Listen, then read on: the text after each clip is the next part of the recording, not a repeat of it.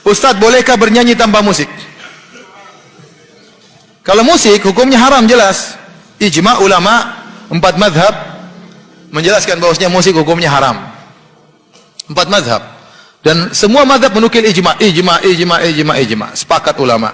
Dan kita tahu di antara sumber hukum Islam selain Al-Quran dan Sunnah adalah ijma. Kemudian datang sebagian ulama seperti Ibnu Hazm Al-Andalusi ya, menyatakan hadis tentang haramnya musik dhaif, tapi dia salah. Pertama, terlalu banyak ahlul hadis yang lebih faqih tentang hadis daripada dia menyatakan hadisnya sahih dalam Sahih Bukhari. Dia mendhaifkan. Yang kedua, dia menyelisih ijma. Telah muncul ijma sebelum dia lahir tentang haramnya apa? Musik. Oleh karenanya mazhab manapun mengharamkan musik. Yang paling keras dalam hal ini diantaranya mazhab Syafi'i. Antum buka buku fikih manapun, cari pembahasan tentang musik, semua ulama Syafi'iyah mengharamkan musik. Di antaranya Al-Imam Syafi'i rahimahullah dalam kitabnya Al-Imam Syafi'i menyatakan dalam kitabnya kalau ada seorang merampok atau mencuri alat musik, maka orang ini tidak boleh dipotong tangannya. Kenapa? Karena dia mencuri sesuatu yang haram. Hukumnya sama seperti orang mencuri khamar atau orang mencuri babi, kata Imam Syafi'i.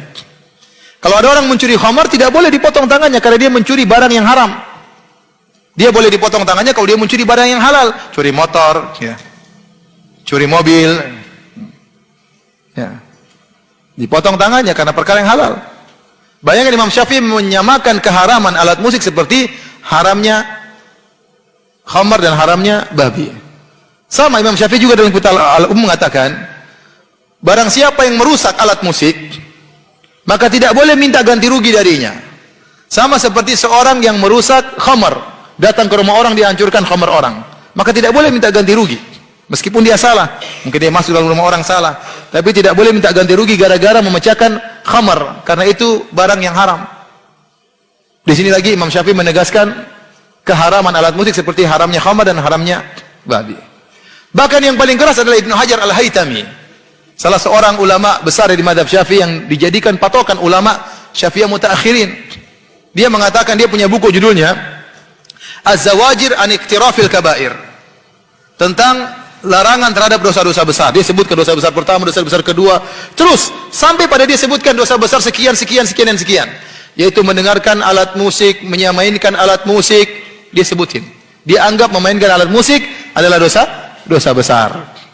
Ada khilaf di kalangan orang ulama Syafi'iyah, apakah memainkan alat musik dosa besar atau dosa kecil. Namun yang rajih adalah dosa besar, sebagaimana dirojikan oleh Ibnu Hajar Al-Haytami. Makanya saya katakan musik hukumnya haram, ya. Oleh karena saya heran ada sebagian dai-dai di tanah air kita yang mengaku bermadzhab Syafi'i, bahkan menyuruh orang untuk bermadzhab Syafi'i, bahkan mencela orang yang tidak bermadzhab. Tapi kalau sudah bicara musik, dia tinggalkan madzhab Syafi'i. Benar, dia tinggalkan madzhab Syafi'i. Tidak ada satu madzhab pun yang dia pakai. Madzhab Syafi'i enggak, madzhab Hambali enggak, madzhab Hanafi enggak, madzhab Maliki enggak. Kenapa? Semuanya musik haram. Padahal dia mendengung-dengungkan harus madzhab Syafi'i. Begitu masalah musik, dia tinggalkan madzhab Syafi'i. Enggak tahu kenapa. Ini hukum musik. Nah, bagaimana dengan nyanyian tanpa musik? Maka Imam Syafi'i juga menjelaskan nyanyian tidak sama dengan musik, ya. Hukum nyanyian, ya, boleh kalau terlalu banyak menjadi makruh selama tidak pakai alat musik. Hukum asalnya boleh. Adapun dalam ayat Al-Qur'an, wa minan nasi may yashtari lahwal hadits liyudhilla an sabilillah, dalam surat Luqman, di antara manusia ada yang memberi perkataan yang sia-sia untuk menyesatkan manusia. Ibnu Mas'ud mengatakan, wallahi demi Allah innahu lagina, sungguhnya itu adalah nyanyian.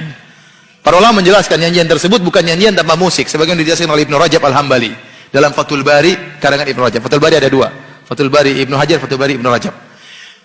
Kenapa disebutkan nyanyian? Maksudnya nyanyian yang disertai dengan alat musik, karena di zaman Ibnu Mas'ud banyak orang-orang Romawi masuk Islam, orang-orang Persia masuk Islam, dan mereka sering nyanyi dengan alat musik. Sehingga maksud dari Ibnu Mas'ud dalam ayat tersebut tatkala dia menafsirkan lahwal hadits, kata-kata yang sia-sia haram, ini maksudnya nyanyian yang disertai dengan alat musik. Jadi kita kembali, para ulama membedakan antara nyanyian tanpa alat musik dengan nyanyian dengan alat musik. Nyanyian alat musik hukumnya haram. ijma ulama. Adapun nyanyian tanpa alat musik, maka hukum asalnya adalah halal, namun tidak boleh berlebih-lebihan. Karena dahulu yang suka nyanyi bukan laki-laki.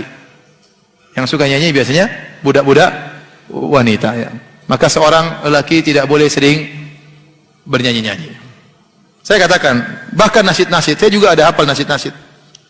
Kalau terlalu sering saya bernasyid-nasyid, akhirnya saya jarang baca Quran. Ya. Saya jarang baca, itu pengaruhnya tadi. Maka boleh, dalam kondisi tertentu kita boleh nasyid-nasyid, nggak ada masalah. Tapi jangan berlebih-lebihan. Selama isinya baik dan tidak melanggar syariat. Wallahu a'lam bishawab.